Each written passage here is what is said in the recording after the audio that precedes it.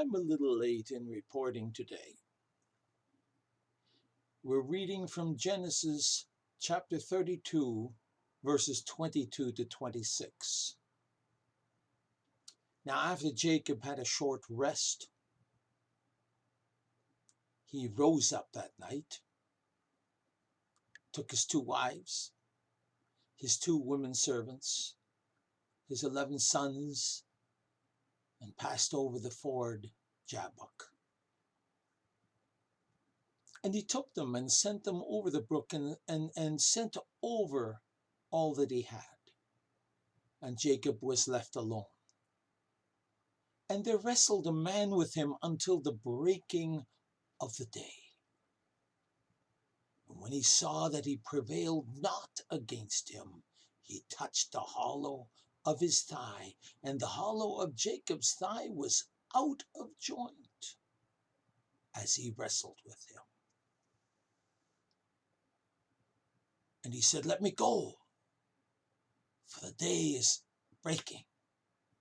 And he said, "I will not let thee go, except thou bless me." Well, that's true. After a few hours' rest, long before the break of day, Jacob had his wives, Leah and Rachel, his 2 women servants, Bilhah and Zilpah, and his entire family and all his possessions taken across the Jabbok River while he stayed behind. The river flowed into the Jordan River, approximately 6 kilometers or 4 miles south of the Sea of Gennesaret.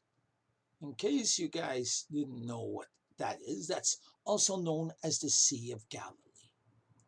And Jacob most probably stayed behind.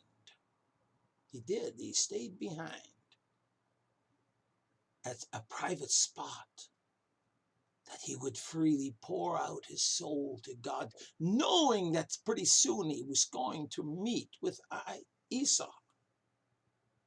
He was wrestling in prayer and again voicing his cares and fears before God. So how do we know that? Well, something definitely happened. We read in verse 24 that there wrestled a man with him until the breaking of the day. This man, at this point, was an angel, as was so vividly portrayed in Hosea chapter 12, verse 3 to 5. Hosea tried to vividly portray exactly what Jacob was going through at this point. He took his brother by the heel and the womb, and by his strength he had power with God. Yea, he had power over the angel and prevailed.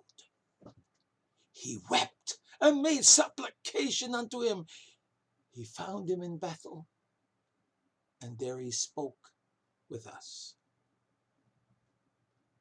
being Israel. Even the Lord God of hosts, the Lord is his memorial. The intensity of Jacob's praying as he wrestled in his intercession was so powerful.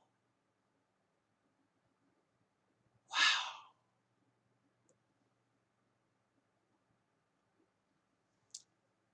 The wrestling of his prayer was so powerful that God actually deigned to appear to him. Can you believe that?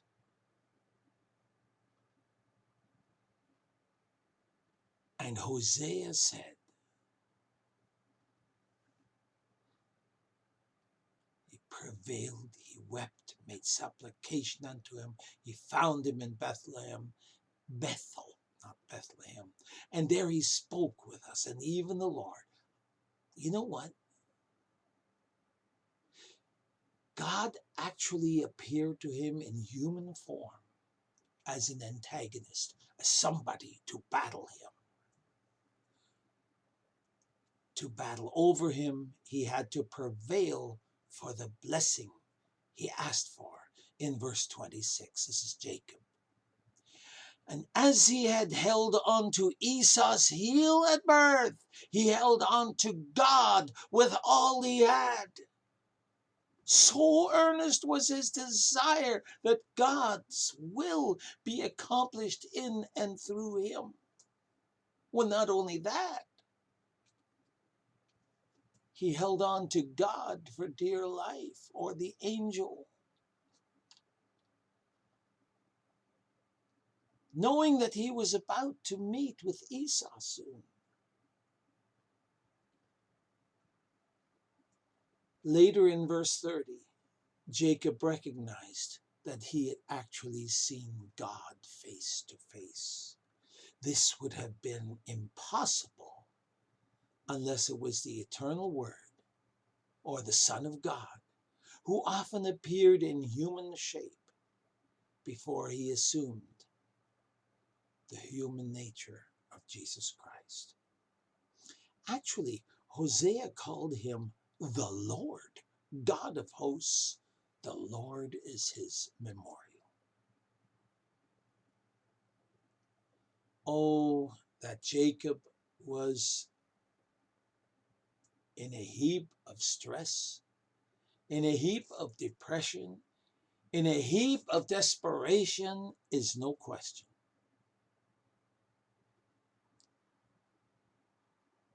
The wrestler, when he saw that he could not prevail against Jacob, touched the hollow of his thigh, and the hollow of Jacob's thigh was out of joint as he wrestled with him. This was done to let Jacob know that the person he wrestled with was definitely superior to him and could easily have overcome him, and obliged him to cease wrestling with him if he would. But Jacob would not. The being that Jacob wrestled would have the victory. But Jacob had the victory over him, but not by his own strength, but by God giving it to him so that he had nothing at all to boast about. Isn't that amazing? He was wrestling with none other than God, but God gave him the power to hold on to God, and that he wouldn't let God go until God blessed him. That is weird. But that's our God of grace. Isn't that something? That's our God.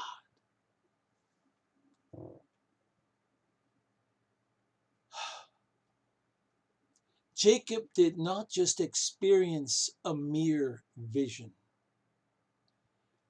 He experienced something real. And this shows the truth and reality of his weakness and infirmities of the saints of which we are, as we face fierce spiritual conflicts. The divine being said, "Let me go." And yet God gave Jacob power to encourage him to persist in this conflict of prayer. I won't let you go except you bless me. Jacob resolved he will have a blessing, even if all his bones be broken or out of joint, than to suffer the angel to leave him without a blessing. Well, angels can't bless. So somehow Jacob knew that this was an actual representation of God. Folks, have you ever been at such a crossroad in your spiritual life where you were struggling and wrestling in prayer and trying to get through to God? This was Jacob's moment. This was Jacob's moment. Dear reader, especially those who are blessed by Jesus and have his salvation, you will often be faced by both heavy spiritual opposition and undeniable physical disadvantages. For you, I could just sing the chorus of Andre Crouch's song, and it simply says, through it all. Through it all, through it all, I've learned to trust in Jesus. I've learned to trust in God. Through it all, I've learned to depend upon his word. Reader, is that you? Do you keep praying through it all?